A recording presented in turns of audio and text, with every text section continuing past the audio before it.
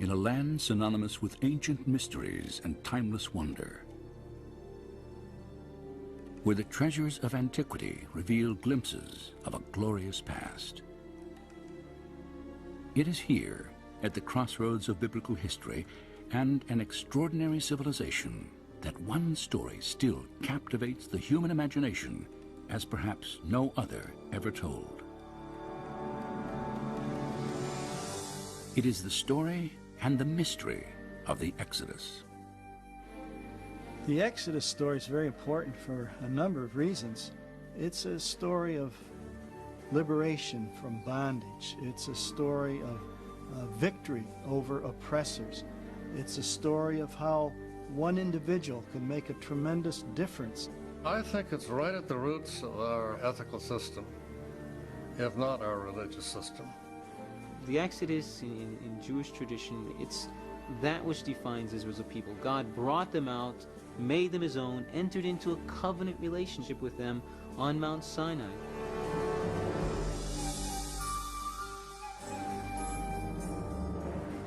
The Exodus story has endured for more than 3,000 years, and the power of its message and imagery is undeniable.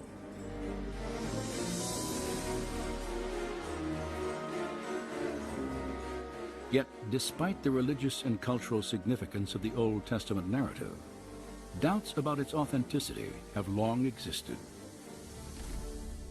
Scholars generally have rejected the historicity of the Exodus account, and this is because of this lack of direct evidence outside the Bible that would substantiate these events. And this is why you have, in scholarly circles, great skepticism about whether we can ever establish firmly a root of the Exodus, or even that there was an Exodus.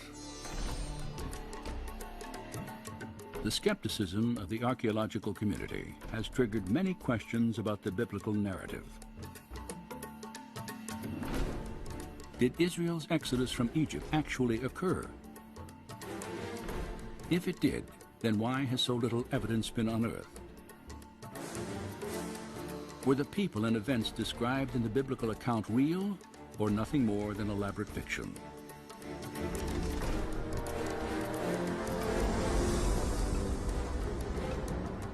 During the next hour, we will travel from the Nile Delta to the depths of the Red Sea to investigate these questions in the light of new evidence and discovery.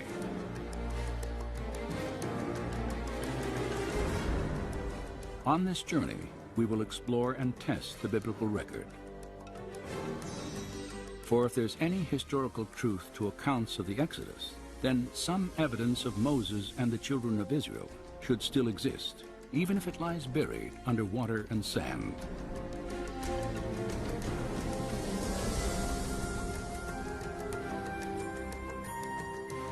Join us now as we probe ancient mysteries to examine the Exodus story against the testimony of science, history, and archaeology.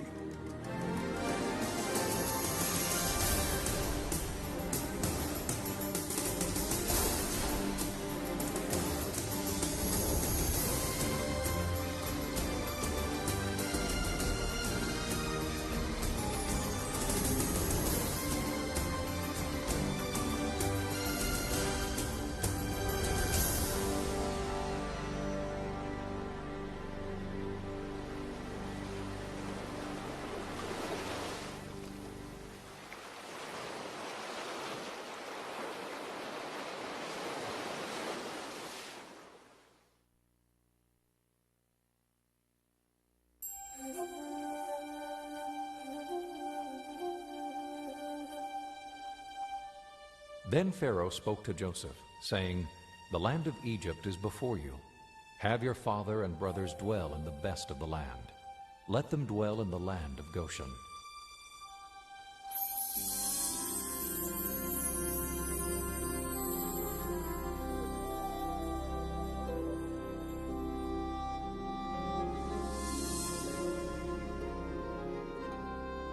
Any attempt to weigh the historical validity of the Exodus must begin here, in the Nile Delta, the biblical land of Goshen.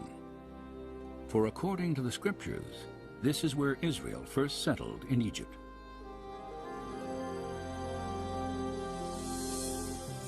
Nearly 4,000 years ago, the Hebrew patriarch Joseph, then a prisoner in Egypt, is said to have interpreted Pharaoh's dream foretelling 7 years of abundant harvest, followed by 7 years of devastating famine.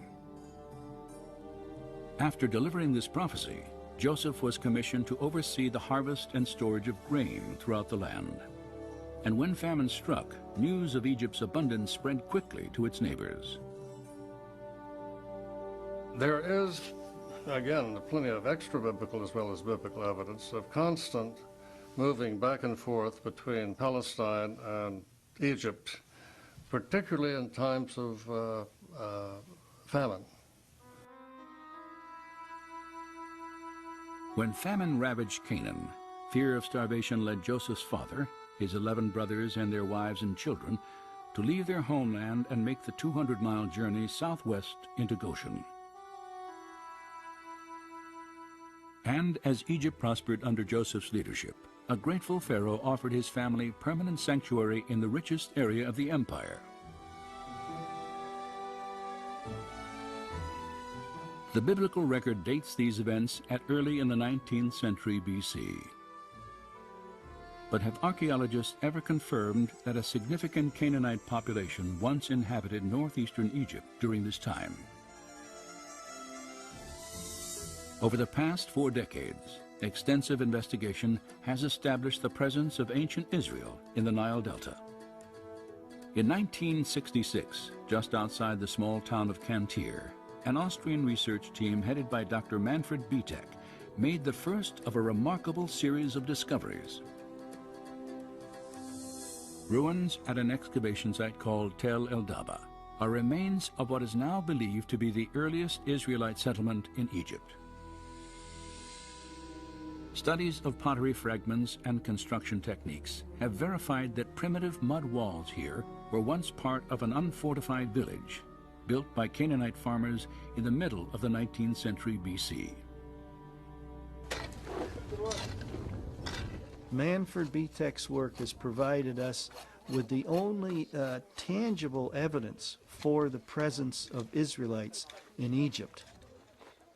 The earliest Asiatic occupation at Tel El Daba is in Area F, Stratum D2. And this is a very interesting level because the people living there were pastoralists, living a very simple lifestyle. They had very small structures that they lived in, evidence for keeping animals in pens and so on. This dates to the time of Jacob, of Joseph. It's at the right place. It's an Asiatic culture. Obviously, these people were not local Egyptians. They had migrated into this area from the land of Canaan. And so this could very well be evidence for the Israelites in Egypt. While excavating in these cornfields, Manfred Bietek's team made another intriguing find. In a plot of land, later identified as Area F, they uncovered the ruins of a village. In this small village there in Stratum D2, dating to the time of Joseph, all the remains are Asiatic in nature. The material culture there is Asiatic, nothing is Egyptian. A map of the excavation site confirms its distinctly Israelite origins. And there was one house in particular which was larger than the other houses. And it was laid out in kind of a horseshoe fashion around a central courtyard.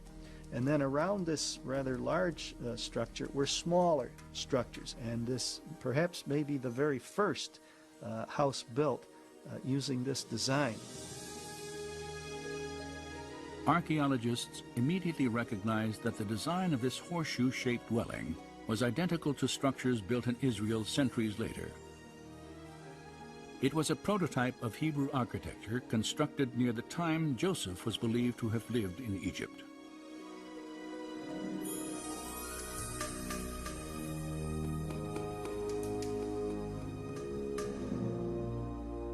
And Joseph died, But the children of Israel were fruitful and multiplied, and the land was filled with them. Then there arose a new king over Egypt, who did not know Joseph. And he said, "Look, the people of the children of Israel are more and mightier than we. Come, let us deal with them, lest they join our enemies and fight against us."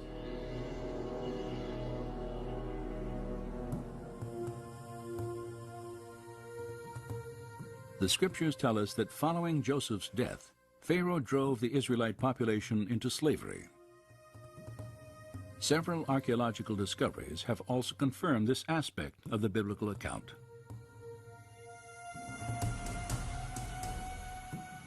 Excavations throughout the Nile Delta have unearthed walls of mud brick resembling those the Bible states were once molded by the hands of Israelite slaves.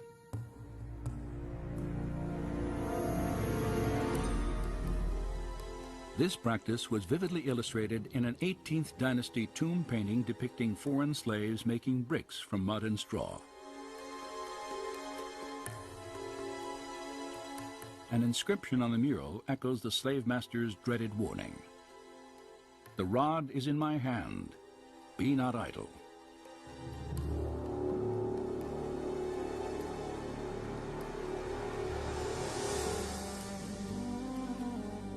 Another mural, carved in a tomb wall during the 15th century BC, shows Canaanite slaves working in the vineyards of Goshen. And fragments of the Brooklyn Papyrus, dating back more than 3,700 years, report the transfer of domestic slaves from one Egyptian owner to another. Each slave was listed by name. More than half the names noted were characteristically Hebrew.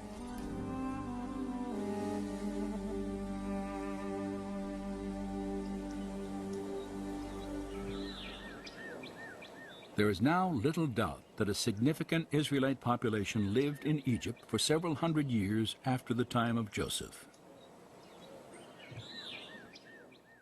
Yet if biblical accounts of the Exodus are historically viable, then there should also be evidence of Israel's arrival in Canaan, the Promised Land, sometime between the 14th and 12th centuries BC. Such evidence does exist.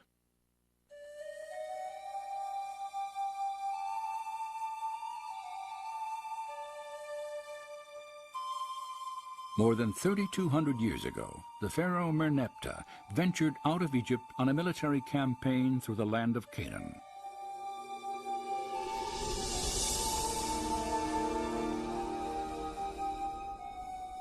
Later, in a poem proclaiming his victories, he boasted that Israel is laid waste.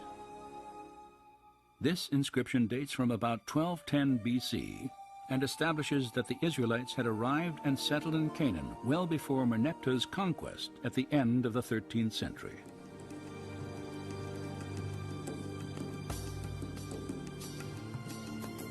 Additionally, at Tel Amarna in Egypt, archaeologists have uncovered a series of letters on cuneiform tablets.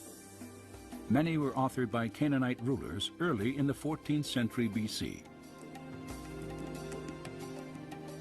These letters contain desperate pleas to the Egyptian pharaoh Akhenaten for military assistance to defend Canaan from nomadic invaders. One of them warns that if Pharaoh does not act, all Canaan will be lost. The invaders were identified by the name Apiru. And this is kind of a generic term for stateless individuals, people who weren't connected with any particular urban center. And so the Israelites undoubtedly would have been referred to as either Apiru or Asiatics by the Egyptians.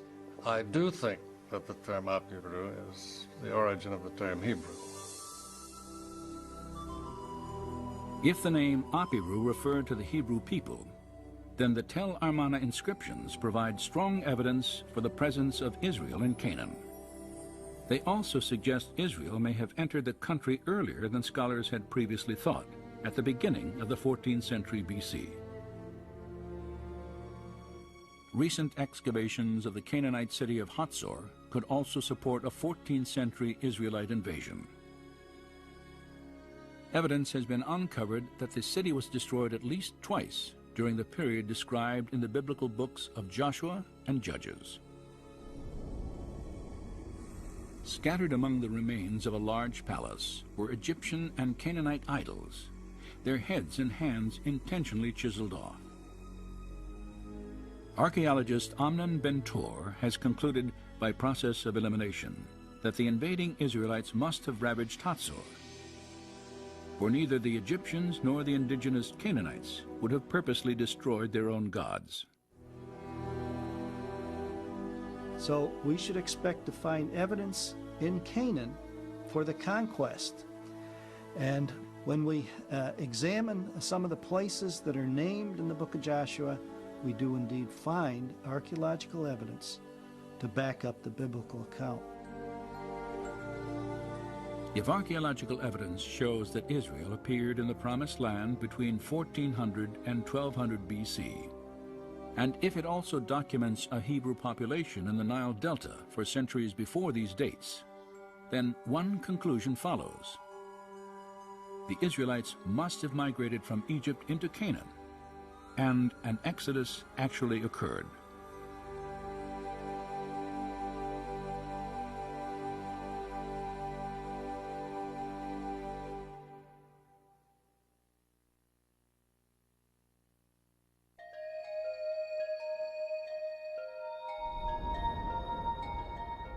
When you have brought the people out of Egypt, you will worship God on this mountain.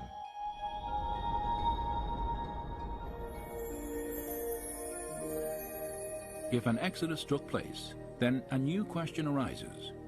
What path did the children of Israel follow in their flight from Egypt? Any attempt to test the biblical record must focus along the route that the Bible itself specifies. Scholars have proposed many theories, but each must account for one fact. According to the book of Exodus, after leaving Goshen, the Israelites first set out for the holy mountain, where they were to meet and worship God.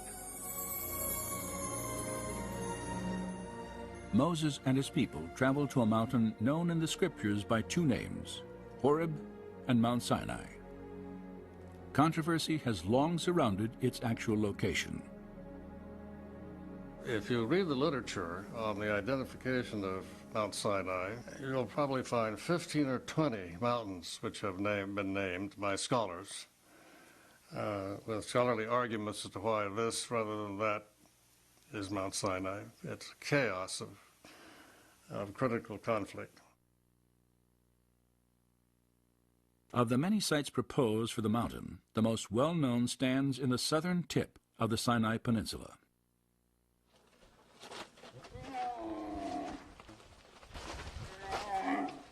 Each morning throughout the year, pilgrims from around the world climb to the 7,500-foot summit of what is generally considered to be Mount Sinai.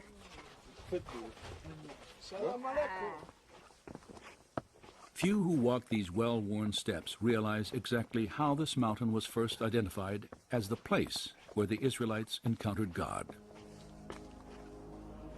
In the 3rd century CE, you have the rise of the Christian monastic movement, Christian ascetics going off in the desert to get alone with God, following very consciously the patterns of Moses and Elijah. And some of the Christian ascetics in Egypt moved into the Sinai Peninsula. That was their new area for the desert, the new area in which they would seek God, get alone with God. No civilization there, hardly any cities or villages except along the coast. And for them, they had engaged in an exodus from Egypt. They came out of Egypt, lived in the Sinai Peninsula, and this was their holy land. They read the biblical text with an allegorical approach. They see symbols and images of things everywhere. And then you looked around, the large mountains there, Jebel Musa and some other, and it looks a lot like what probably Mount Sinai might have looked like. So already, probably by 350, it seems that some of these monks developed a tradition of identifying Jebel Musa, Jebel Katrina, one of these other mountains in the Sinai Peninsula with the mountain on which Moses himself had actually ascended. By early in the 4th century AD, Christian pilgrimages to this mountain had become commonplace. And today, a chapel and a monastery stand at the base of this traditional site of Mount Sinai. Since 1956, archaeological teams have searched for evidence that Moses and the Israelites once camped here for nearly a year after their flight from Egypt. Well, the Department of Antiquities brought together bands of archaeologists, both Israeli and non-Israeli, to try to do the most comprehensive survey imaginable, because they knew that Sinai was going back to Egypt. So there was intense surface exploration, and when we go to Sinai, we can't find anything. It is tabula rasa so far as the period of Moses is concerned. It was empty. When it was under Israeli control, they found nothing really which would suggest Israelite interest in that area. Out of over 8,000 inscriptions from the southern half of the Sinai Peninsula, only a handful are Hebrew or Aramaic, hardly any. And so the tradition of identifying one of the mountains in the Sinai Peninsula with the Mountain of Moses was a Christian invention, purely a Christian invention, without any Jewish precedence whatsoever. No Jews were ever interested in the Sinai Peninsula with any respect, anyway, to Moses. Does the lack of Hebrew tradition and archaeological evidence discredit the biblical record, as many skeptics have argued? Or does it indicate that Mount Sinai stands somewhere other than the Sinai Peninsula? On this second question, the Bible appears to speak quite clearly.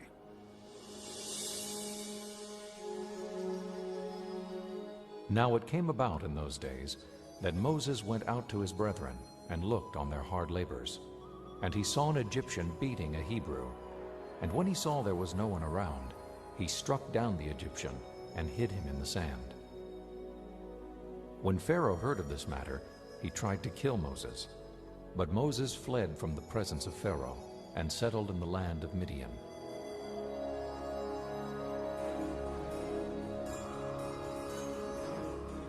The scriptures indicate that 40 years before the Exodus, Moses fled from Pharaoh by traveling east to Midian, an ancient territory located entirely in what is now Saudi Arabia.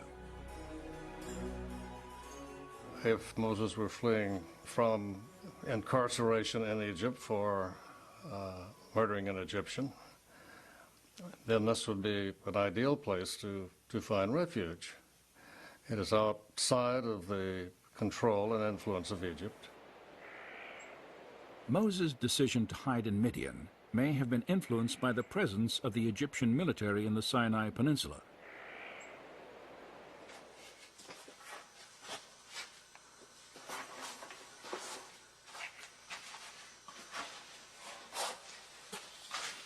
"3,500 years ago, Pharaoh's soldiers supervised the construction and operation of copper and turquoise mines throughout the southern Sinai. Inscriptions on their walls and the surrounding ruins of ancient temples still provide graphic evidence of Egypt's presence here during the years of Moses' exile. It is doubtful that, as a fugitive, Moses would have lived or traveled anywhere in the South Sinai with an army committed to his capture close at hand. The prospects of sanctuary in Midian, however, were far greater.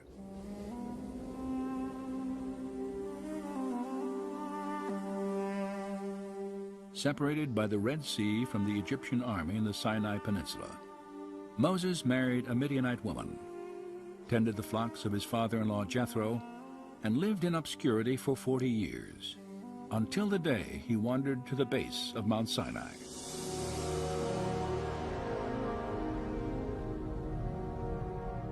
There, God spoke through a burning bush and revealed his plan to free Israel from bondage. Given the biblical record, some believe that Mount Sinai must be in Midian. But is there any other evidence to support this theory? Several Jewish documents, some written 600 years before Christian traditions, locate the Mountain of God in Midianite territory.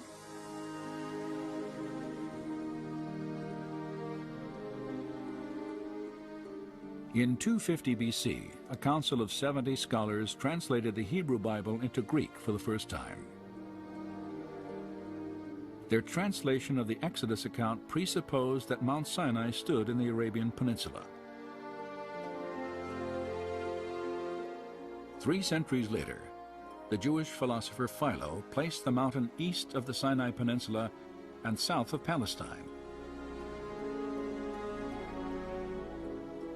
At the same time, the Apostle Paul, who was educated under the Rabbi Gamaliel, also located Mount Sinai in Arabia.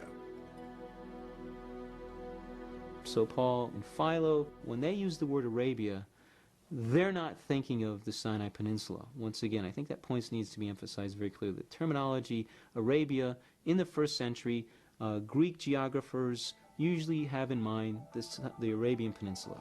That's how that term is used. Perhaps the most specific description of Mount Sinai's location can be traced to the first-century historian Josephus, who wrote, "It was the highest of mountains, near the city of Madian." Shortly after this account, Madian was identified in the Arabian Peninsula by the Greek geographer Ptolemy. And 1900 years later, archaeologists excavated this city that, according to ancient records, had once stood near Mount Sinai. The ruins of Madian lie just outside the modern-day town of Al-Bad, near Saudi Arabia's northwest coast. Josephus and other texts seem to be fairly clear in Jewish tradition in locating Mount Sinai somewhere in the region around the city of Madian. So the notion that Mount Sinai is not in the Sinai Peninsula is something that many scholars have argued for years.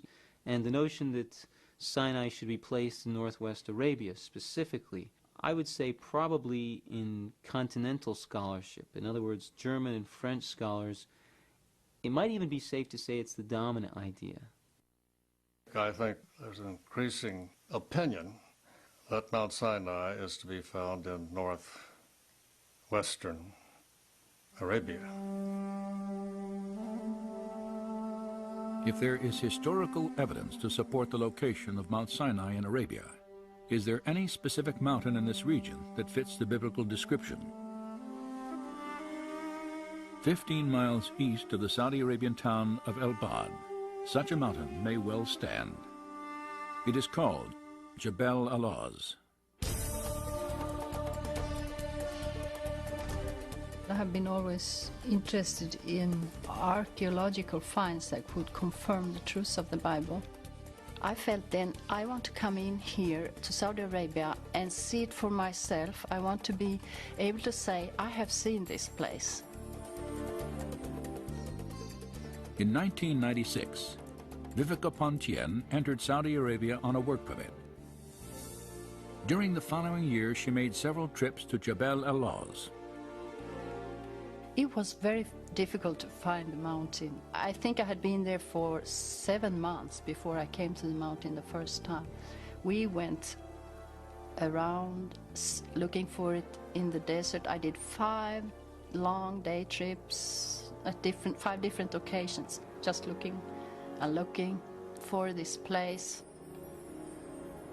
Throughout her search, Pontien encountered a strong local tradition that Moses had once lived in Arabia.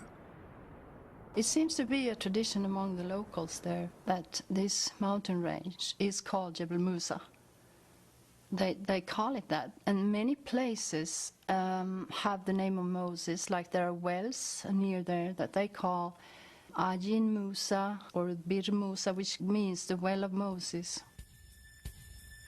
When Pontien finally reached Jebel Alaz, her attention was drawn to specific features of the mountain that resembled the biblical description. Most prominent was a jagged peak, more than 8,000 feet in elevation, and blackened as if scorched by fire. And at its base, an enormous pile of boulders, at least 15 feet high and 60 feet across. The flattened top of this structure had the appearance of being man-made, and etched into its rock faces were petroglyphs of bovine creatures, cattle and bulls.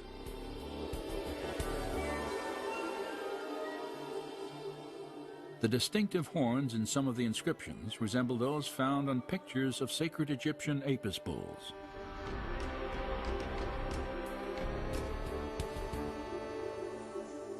Could these stones be the remains of an Israelite altar, once built at the base of a holy mountain? Conclusive investigation is not possible at this time, for Saudi law severely limits all foreign research. And they have put up archaeological signs that tells this is an archaeological area and you're not supposed to trespass here. So it's evident that the Arabs themselves consider this to be some old sites of archaeological interest. Satellite photos of the area have revealed another geographical feature that parallels the biblical account: a sprawling plain of more than 10,000 acres. Flat, surrounded by mountains, and adjacent to the dried bed of an ancient river, it could have provided an ideal place for the Israelite encampment 3,500 years ago. Just west of the mountain stands another possible link to the Exodus account: a towering rock 60 feet high. It is split from top to bottom, and evidence of water erosion is etched into its base.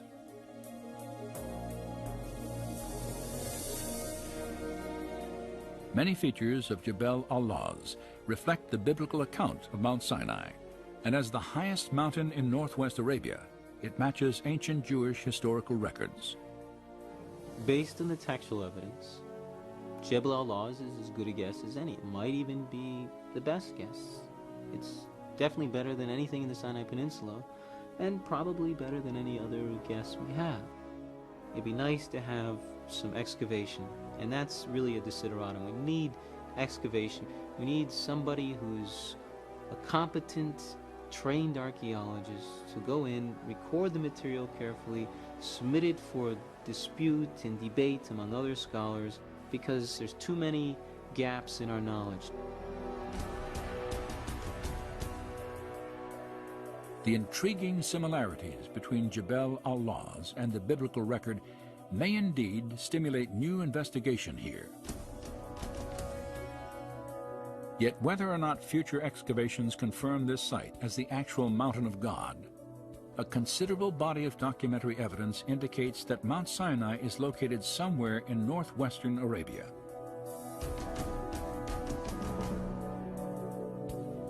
As a result, we have 2 points by which to plot the first stage of Israel's exodus. For Goshen provided a beginning, and Midian a destination and direction. And between them must lie a body of water.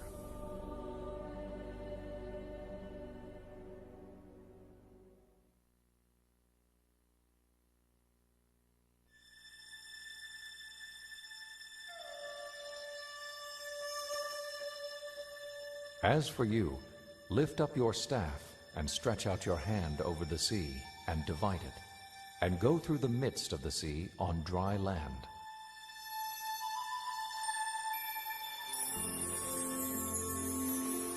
The Exodus account states while on their journey to Mount Sinai, the children of Israel encountered a seemingly insurmountable obstacle: the waters of the Red Sea. Most searches for their crossing point have centered on 5 sites that straddle the eastern border of Egypt, as defined in ancient times. 3 of these sites are inland saltwater lakes: Manzala to the north, Timsah, and the Great Bitter Lake. Another location, the dry bed that was once Lake Bala, has also been considered. The 5th possibility is on the northern end of the Gulf of Suez, at a beach whimsically named on tourist maps as Pharaoh's Bath. 3,500 years ago, each of these bodies of water would have been relatively shallow, ranging in depth from about 3 to 50 feet. Not surprisingly, naturalistic explanations for the Israelites' crossing are common here, including a receding tide or strong wind, that could have lowered water levels enough to allow for passage on foot.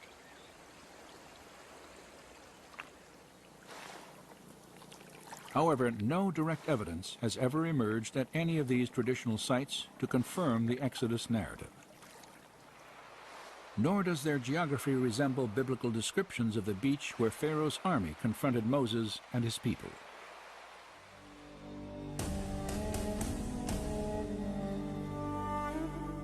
For Pharaoh will say of the sons of Israel, "They are wandering aimlessly in the land. The wilderness has shut them in." As Israel approached the Red Sea, Pharaoh received news that they had wandered into a dense wilderness of mountains and canyons. In contrast to the biblical account, the terrain near the lakes and gulf on what was then the eastern border of Egypt is predominantly flat, wide-open expanses of desert. And when Pharaoh drew near, the children of Israel cried out to Moses, "Is it because there were no graves in Egypt you have taken us away to die in the wilderness? Why have you so dealt with us to bring us up out of Egypt?" The Bible states that immediately prior to crossing the Red Sea, the children of Israel were gathered on a beach somewhere outside the borders of Egypt. In fact, the specific phrase, "out of Egypt," is used in relation to their place of encampment several times in the book of Exodus, creating an obvious contradiction between the scriptures and familiar interpretations of the story. For if traveling west to east, the Hebrews were trapped on the shore at any of the traditional crossing sites, they would still have been clearly within the borders of Egypt when God parted the waters.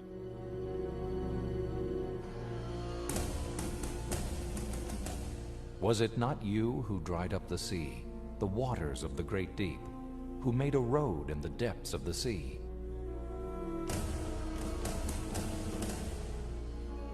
Popular theories that claim the Israelites walked through a shallow lake or marsh of reeds also contradict descriptions in the biblical record.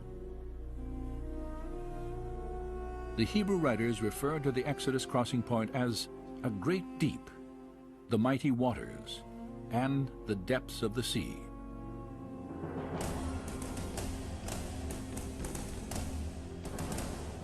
And the Egyptians pursued and went after them into the midst of the sea. Then the waters returned and covered the chariots, the horsemen, and all the army of Pharaoh. Not even one of them remained.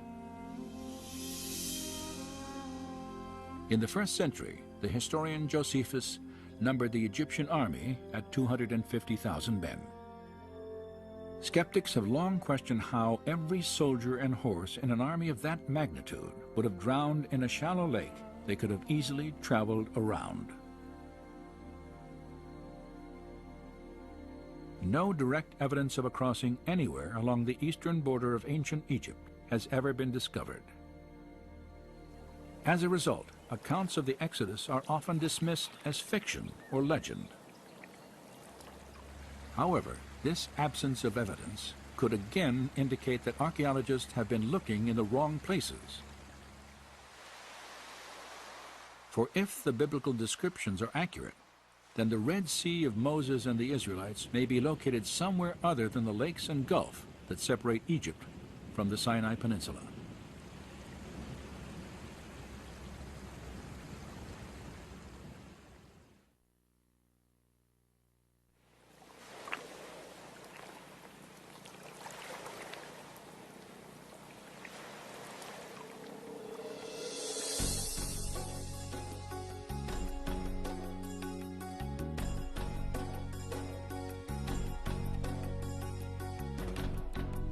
Well, I'm a scientist, so I try to analyze things and I try to go to the bottom with different issues, and the goal for this trip is to look at the Bible text as a book of history, a book of historical events, and that they describe something that really has happened, and then from the text try to understand what really could have happened.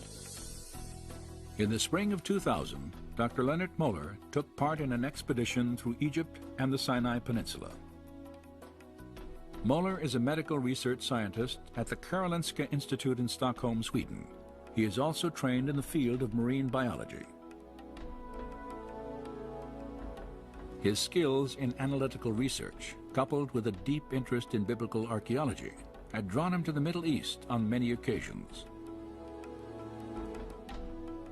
Now, as a member of an international team organized by Discovery Media Productions, he had come to the Gulf of Aqaba to renew his search for evidence of the Israelites' Exodus journey.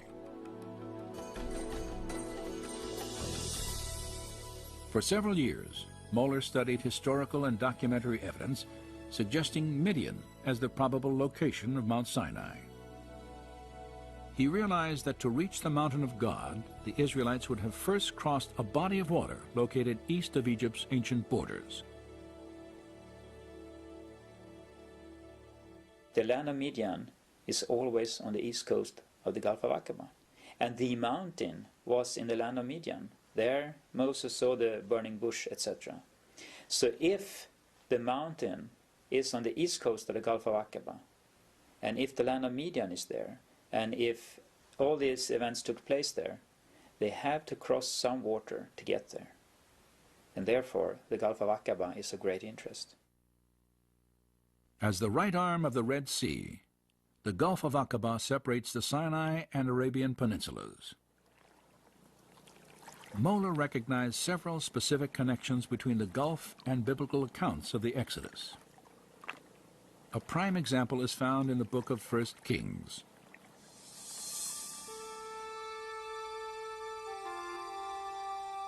In approximately 950 BC, King Solomon is said to have built his navy at Etzion-Geber, near Elath, an ancient city on the northern coast of the Gulf of Aqaba. According to the Hebrew text, this gulf where Solomon's ships were harbored was called Yam Suf. Most likely we talk about the Red Sea as the Gulf of Aqaba. We know that it's called Yam Suf, which is the Red Sea. We know that King Solomon had his fleet in Yam Suf. This Hebrew name, Yam Suf, also plays a prominent role in the Exodus account, for it is used to identify the waters crossed by Moses and his people.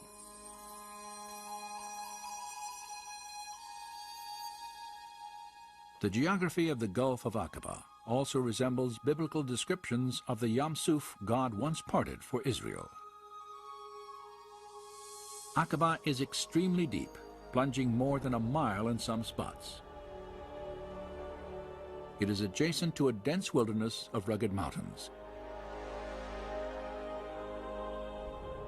And it is located clearly outside the borders of Egypt, as recognized during the time of Moses. These similarities to the scriptures have led Leonard Moller and others to theorize that the Gulf of Aqaba is the Red Sea of the Exodus story. And if they are correct, then two distinct possibilities for a crossing point exist. The first is located on the bottom of the Sinai Peninsula, at the Straits of Tiran.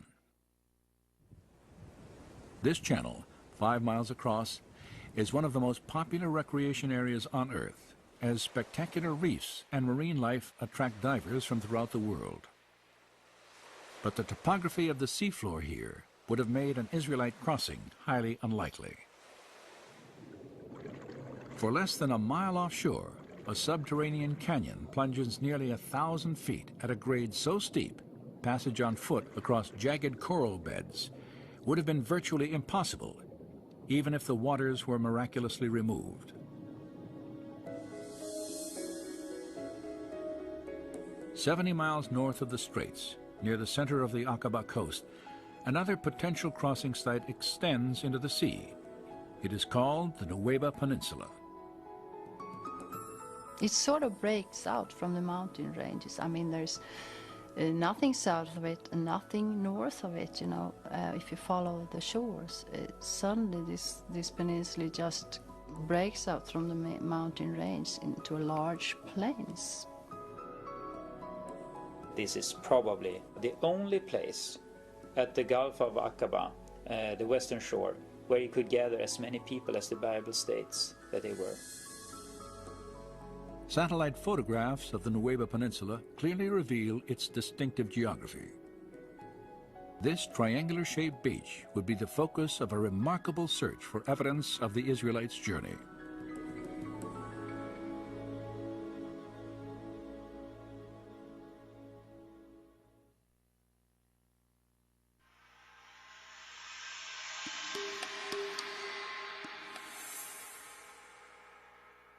When Pharaoh let the people go, God did not lead them on the road through the Philistine country.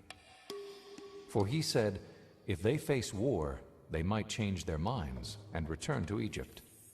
So God led the people around by the desert road toward the Red Sea.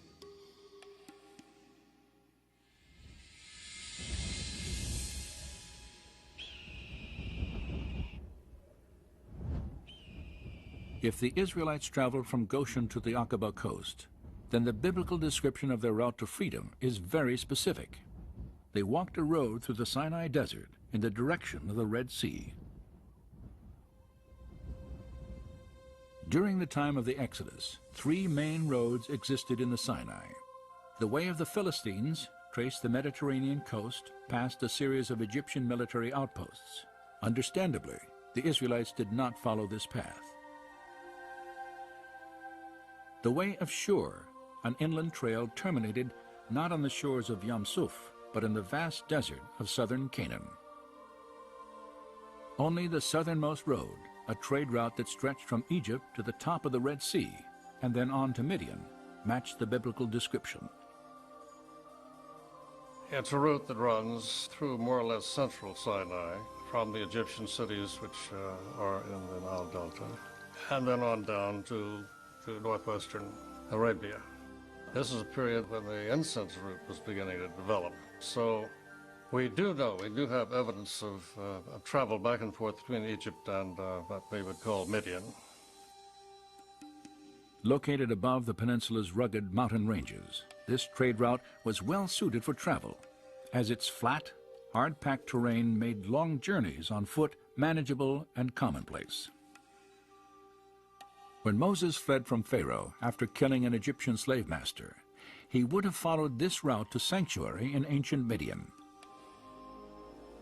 Then, 40 years later, he led his people out of Egypt over this same desert road again.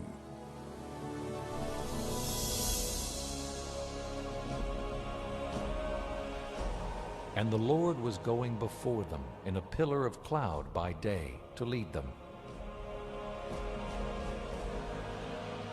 and in a pillar of fire by night to give them light, that they might travel by day and night. The Swedish Bible says clearly that they were traveling both day and night, and at night they had this pillar of fire leading them and enlightening them, and at day it was this cloud that I guess also overshadowed them because of the heat of the day, so they could travel both day and night. By walking through the desert during the cooler hours of the early morning and night, the Israelites could have crossed the Sinai in approximately 3 weeks, the time allowed by the biblical record. The scriptures imply they had a significant head start on the Egyptian army, for many days passed before Pharaoh decided to bring Israel back into captivity. Then, while his army prepared to give chase, he received a surprising report of Moses' path through the wilderness.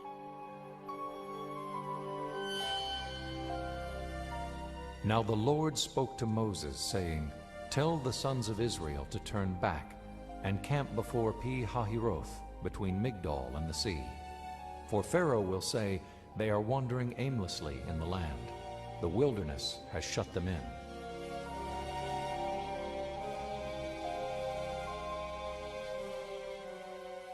And it says in the scripture that they turned, and that could be interpreted in different ways, but our understanding is that they turned southwards, and Pharaoh then was so certain about that they were trapped within the peninsula. This satellite photograph defines the Israelites' unexpected change of course.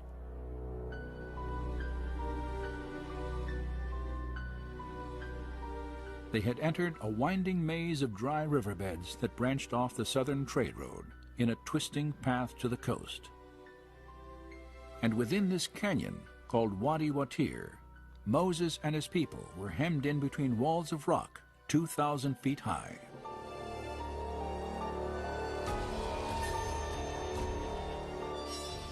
Once you're into this wadi, you can't turn either left or right. You have to go, just follow it all the way.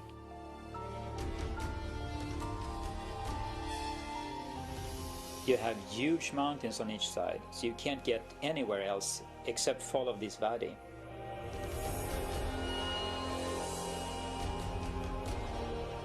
You can see the mountains are high and they're coming closer and closer, and the road is going, how do you say, back and forth between those mountains.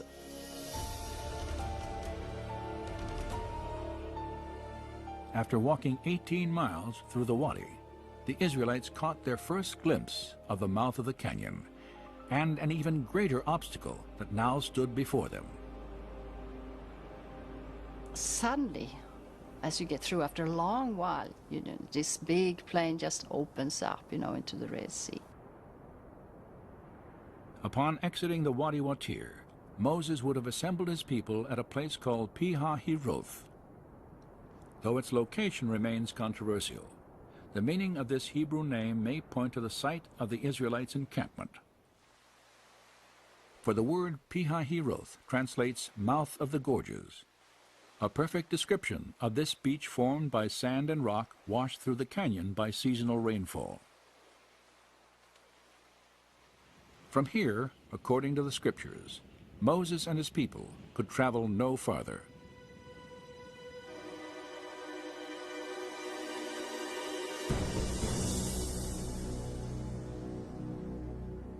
Then the Egyptians chased after them with all the horses and chariots of Pharaoh, his horsemen and his army. And they overtook them camping by the sea, beside Pi-hahiroth.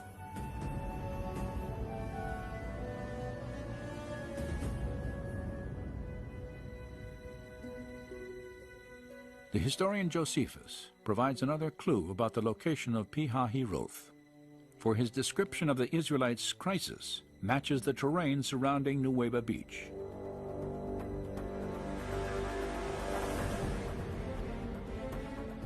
Now, when the Egyptians had overtaken the Hebrews, they also seized on the passages by which they imagined the Hebrews might fly, shutting them up between inaccessible precipices and the sea. For there was on each side a ridge of mountains that terminated at the sea, which were impassable by reason of their roughness and obstructed their flight. When and if they ended up at this peninsula, then of course they would have been in a very desperate situation. And according to the Bible, Moses didn't know anything what to do. He was completely trapped. The people wanted to kill him, surrounded by mountains, the sea, and they couldn't go anywhere. At Nuweiba Beach, the Israelites were surrounded by mountains to the north and south, an ocean to the east, and the Egyptian army to the west. Hopelessly trapped, it is not difficult to understand their anguished cry to Moses, "Why did you lead us out of Egypt to die?" In response, Moses again looked to God for deliverance.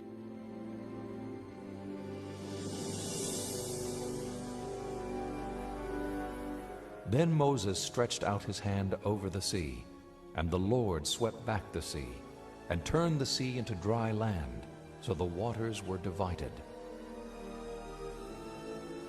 In all of Scripture, there may be no more dramatic image.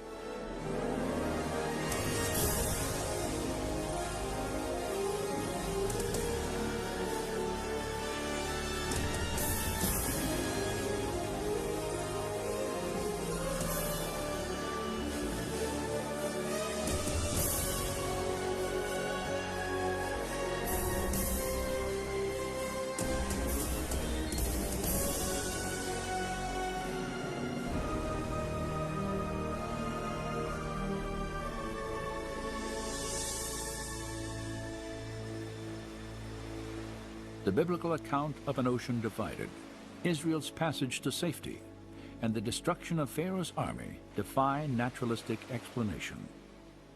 But if these events did occur, then physical evidence could still lie off the shore of the Nueva Peninsula. For more than 20 years, divers and explorers from 3 continents, each intrigued by clues linking the Gulf of Aqaba and the biblical Yam Suf, have come to Nueva Beach seeking possible evidence of an Israelite crossing.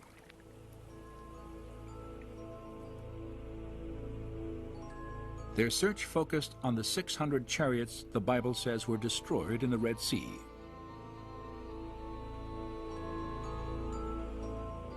Inscriptions thousands of years old, and the few chariots recovered from ancient tombs reveal much about the construction of these legendary vehicles of war. Could any of them actually be found on the seafloor off the Nueva Peninsula? The first time I came to Nueva, the purpose was to verify, to document, and to establish hypotheses that this could be a link in the Exodus pathway. Based on his analysis of documentary evidence, Leonard Moeller had long suspected the Aqaba coast as the probable location of the Red Sea crossing.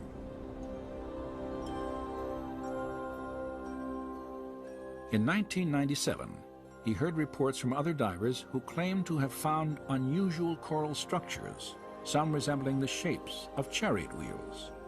Moeller decided to investigate these claims for himself. The first time I was diving there, of course, we were then looking for possible artifacts. And I had seen on some pictures what we could look for. I was skeptical and excited, because if this is the place for the crossing, then of course that's a big thing. So I was excited about that. But I was also skeptical because 3,500 years, that's a long time. But if Nueva is the crossing site, then of course you would expect to find remains of the Egyptian army. Like others who had explored Nueva before him, Moeller immediately recognized the difficulty of this search. If we assume that a number of artifacts were spread out on the seabed, sooner or later corals would start to grow on them. And of course, if you have a number of layers of coral growing on something, it's very hard to distinguish the structure that was there from the very beginning. Though the coral complicates any search here, it may have been instrumental in preserving the shapes of ancient artifacts. For coral is a living organism that will not begin to grow on a foundation of sand or silt. Instead, it must first attach itself to a solid object, where it will sometimes conform to the shape of its host. So for instance, if it would grow on a wooden artifact, the wood would normally disappear in the seawaters after a time. But if you have corals growing on the wooden artifact, the coral could have the shape of the wooden artifact. And then the corals would consume the wooden material over periods of time, but still keep the shape of the wooden artifacts. During the course of his explorations, Moeller observed that the pattern of coral growth at Nueva differed from other parts of the Gulf.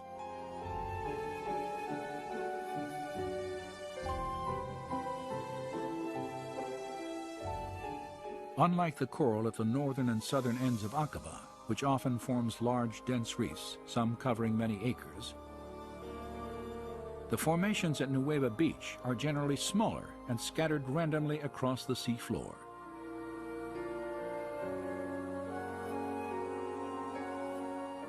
Divers familiar with the area have compared the distribution of coral here to a junkyard and the aftermath of a disaster. This description is fitting, and among the strange formations in these waters, many display features indicative of human engineering.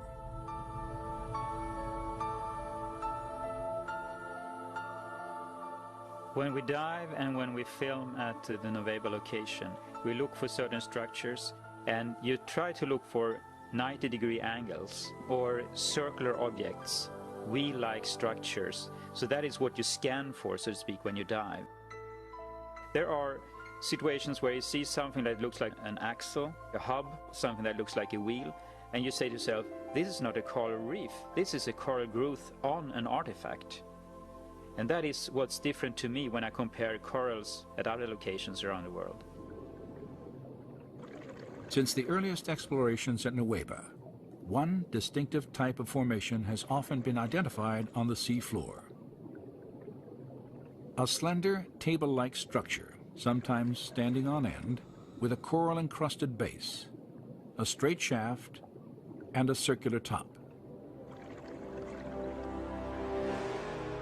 It's a 90-degree angle, a right angle, between something that looks like an axle and the wheel. And you can see this in different varieties, and it looks very different from normal coral growth. And it is like a man-made structure with a coral growth on it.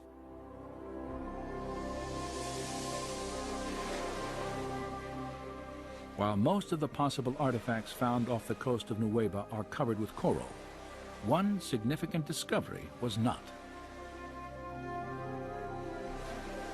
There is one find at the Nueva location that is of great interest, and that is the gilded wheel.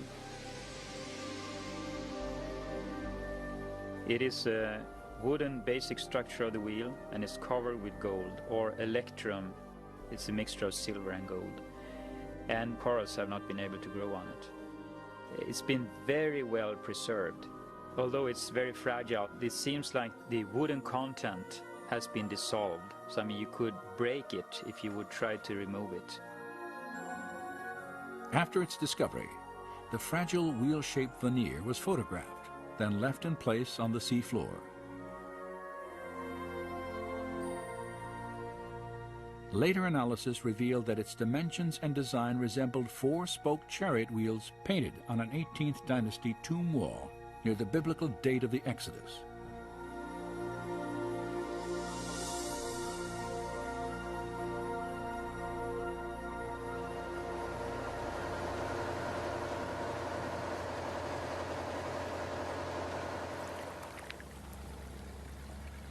After reviewing photographic evidence and making several dives of his own, Moeller concluded that a more systematic investigation of the Nueva seafloor was warranted.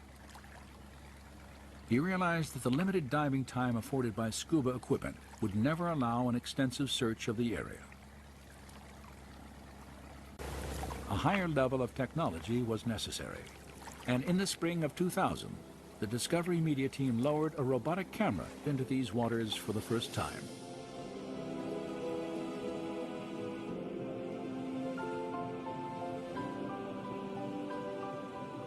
This has never been done. No one have been in the area at all with a remote control camera.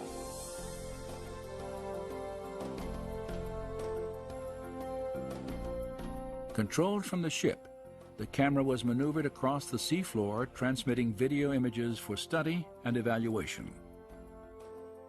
We have been down to some 80-90 meters, so we can go deeper down that we can't do with ordinary diving, and we can be down as long as we like.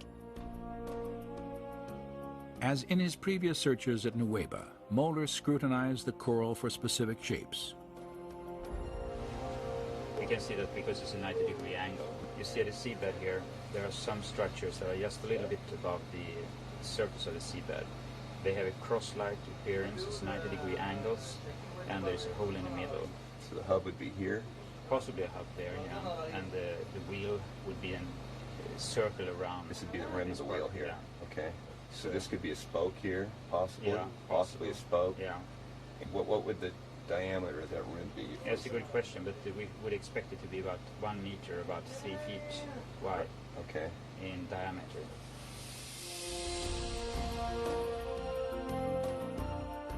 The robotic camera's survey revealed many shapes and objects familiar to Moeller, including coral formations with right angles, arches, discs, and straight shafts, fused into larger masses that had the appearance of twisted wreckage. Now, when we have been able to go back and forth with a remote control camera, We can repeatedly see that these strange structures we are looking for are there, not at one place, but you see them again and again and again. And this could be the outer rim of a wheel going around like The that. abundance of these unusual coral structures was even more apparent when tapes of the expedition were carefully scrutinized during the months following the search at Nueva. Perhaps have a wheel here, standing on the seabed. When you sit and look at these films that has been taken by the remote camera, you see all these strange artifacts or coral growth on some artifacts or structures that appear repeatedly, time after time, at different locations at this spot. And you can sit there and think, well, what is this? This doesn't look like normal coral growth. And it is amazing to see that so many things and such large areas down there that are like a man-made structure.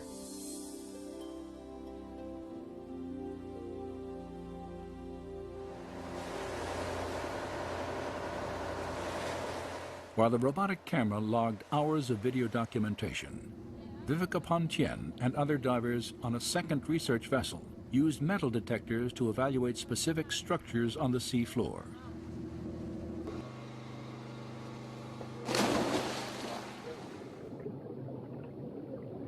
Pontien and her colleagues realized that the wheels of many Egyptian chariots were often reinforced with bronze. They hoped to find evidence of the metal encrusted in coral.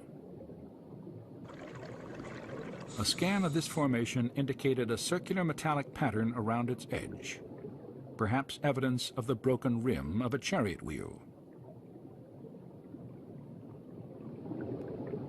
Other coral formations examined also contained fragments of metal.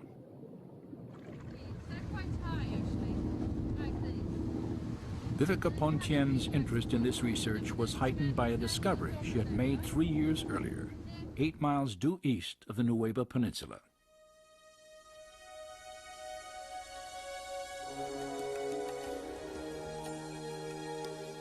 During her stay in Saudi Arabia, Pontien not only searched for Mount Sinai, she also made several dives in an attempt to document evidence of the Egyptian army on the Saudi side of the Gulf. And the Bible tells that Israel saw the Egyptians lying dead on the shore after they came across. So I figured there must be some stuff on the Saudi side. At one spot there is like a very shallow sort of land tongue going out in a straight angle towards Nueva. You could tell it by the shift of the color of the water. You could see how it was turquoise far out, you know. So I thought this would be interesting for exploration, so we did some dives near to that.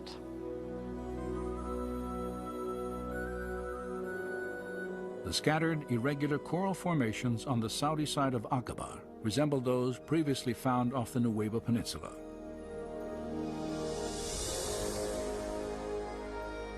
In the midst of them, Pontien photographed this circular object attached to what appears to have been a broken axle or hub. This discovery was significant for 2 reasons. Pontien had documented the coral-encrusted form of a wheel with dimensions similar to ancient Egyptian artifacts directly across from the proposed Nueva crossing site.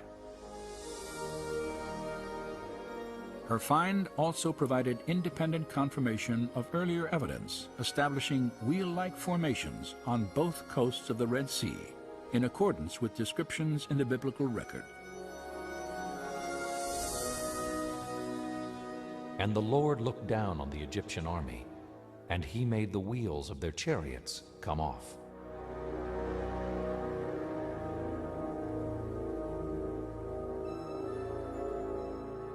A common question is, why didn't you bring up artifacts? And there are several answers to that. The best thing to do when you find something is just to keep it in position. Document it, but keep it in position. It's very easy to destroy anything. And the other thing, it's illegal to remove artifacts, but also you're not allowed to bring up any corals from the Red Sea. While Egyptian environmental laws prohibit removal of any coral for scientific dating and analysis, photographic evidence may provide a link to the time of the Exodus.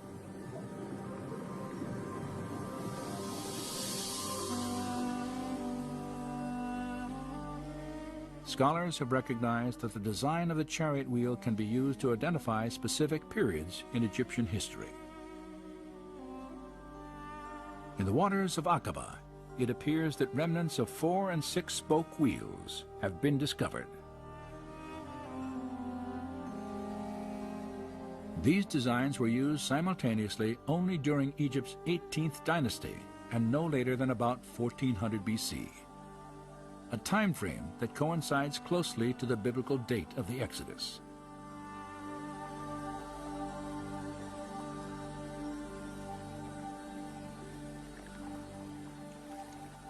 The discoveries made between Nuweiba Beach and Saudi Arabia have been fascinating, but they also raise some obvious questions. If God parted these waters, how could a large group of people, including the elderly and the very young, have walked across the Gulf of Aqaba? And since we know that the Gulf of Aqaba is terribly deep, because there is a very deep section in the crust of the earth that goes from the Dead Sea through Gulf of Aqaba, down through the main part of the Red Sea and down into Ethiopia, and it's called the Rift Valley there. The imposing terrain of the Great Rift Valley is evident in the towering mountains that line the Aqaba coast. They drop straight down into the sea, creating an underwater canyon more than a mile deep, a seemingly impassable divide, even if devoid of water.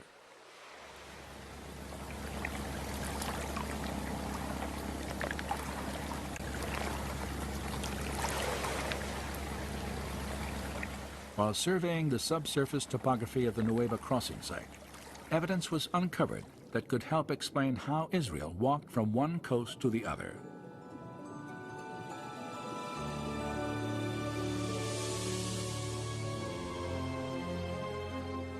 At its steepest points, the Gulf of Aqaba plunges more than 5,500 feet. Yet the ocean floor off the coast of Nuweiba Beach rises up several thousand feet from this trench, creating a wide, flattened ridge that the Israelites could have crossed once the Red Sea was divided.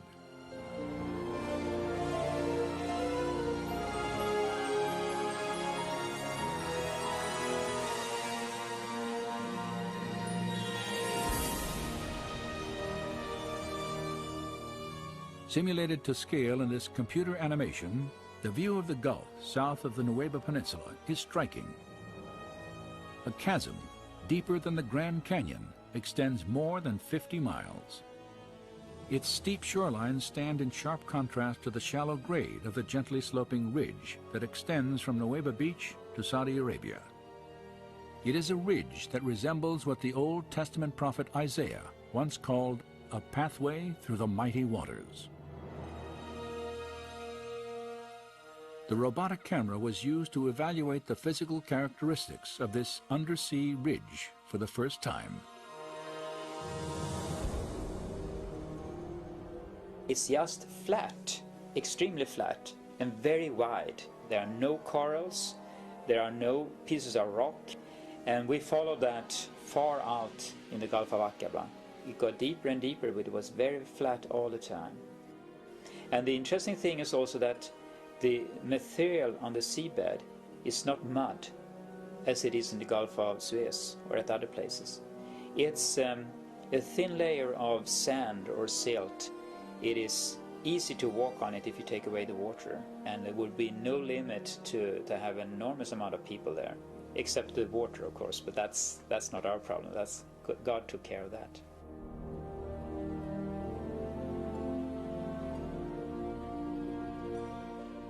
Thus says the Lord, who makes a way through the sea and a path through the mighty waters. Come and see the works of God.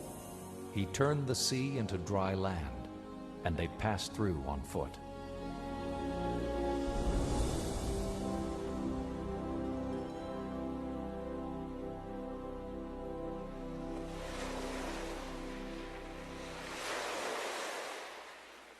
While the existence of an underwater ridge stretching from Nueva Beach to Saudi Arabia may make it easier to understand how the Israelites could have crossed the Aqaba Gulf, it does not explain the actual parting of these waters in the manner described by the writers of the Exodus account.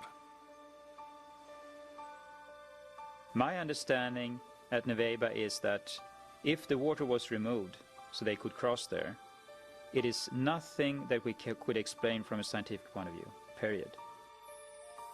Well, if you look at the Red Sea crossing as it's described in the Bible, what you clearly see there is this situation where a wind has come up and has dried out the land for them to cross.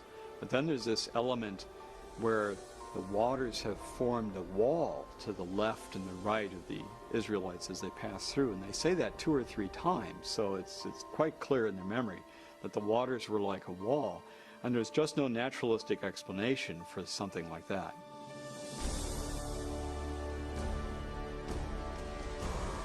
For those who accept the idea that God could have divided the Red Sea by performing a miracle, the lack of naturalistic explanation poses no difficulty. Scholars, however, have generally assumed that miracles are impossible because they violate the laws of nature. As a result, any document based on a miraculous event must be historically unreliable. This reasoning, though widespread, is not without opposition.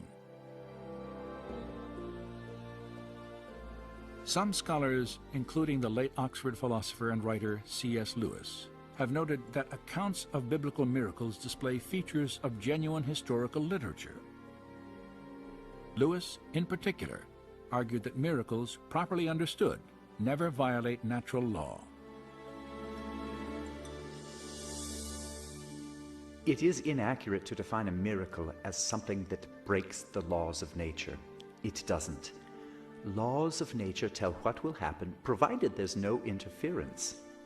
A miracle is an interference with nature by a supernatural power. Miraculous elements in a biblical narrative do not, therefore, preclude its historicity. C.S. Lewis believed that miracles are acts of God, and therefore entirely possible if there is a God to take action. If you assume that God doesn't exist, then miracles are impossible, of course. But if God does exist, then there's the possibility that miracles could have occurred. So when we're looking at events in the Bible like this, we have to be objective when we come to the evidence. We have to look at the data and say, is it really clear enough that a miracle might have really occurred here? If we objectively look at the evidence then, and it really seems to lead in the direction of something miraculous, then we need to be open to that. After more than a century of research, where does the body of available evidence for the Exodus now lead?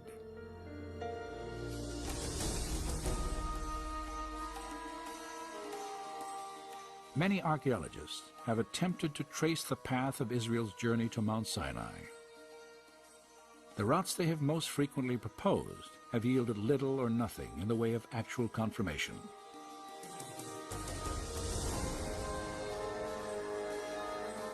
Yet today, another theory for the Israelites' path, far different from traditional ideas, may provide a trail of direct evidence for both a miracle and the historical validity of the Exodus account.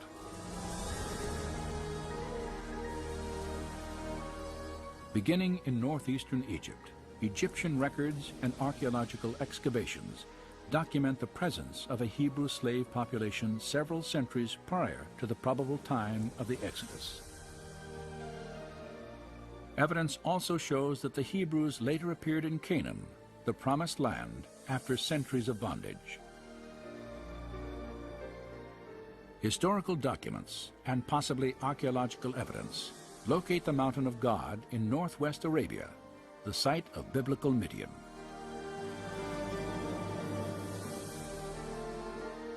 And a trade route leading to Midian, intersected by a system of riverbeds terminating at the Aqaba coast, matches biblical and historical descriptions of the Israelites' path to the Red Sea.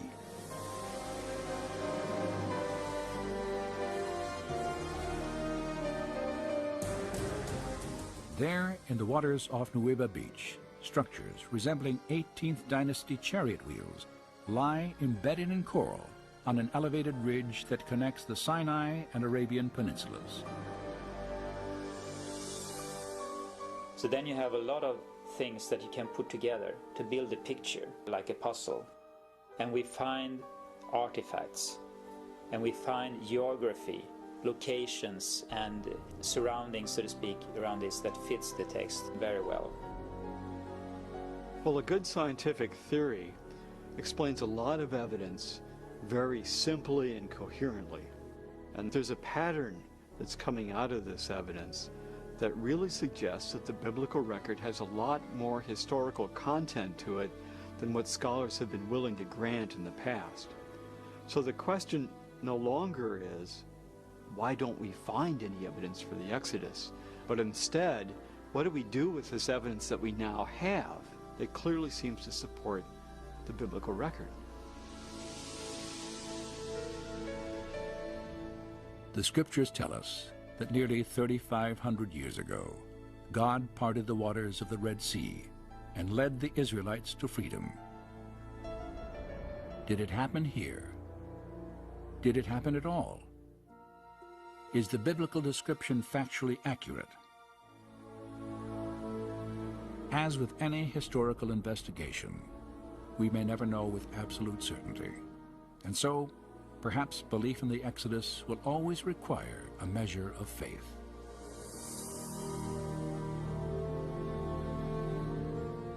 But facts and faith need not conflict, as recent discoveries suggest. For history and archaeology have now uncovered compelling reasons to reconsider the extraordinary claims of the Exodus story.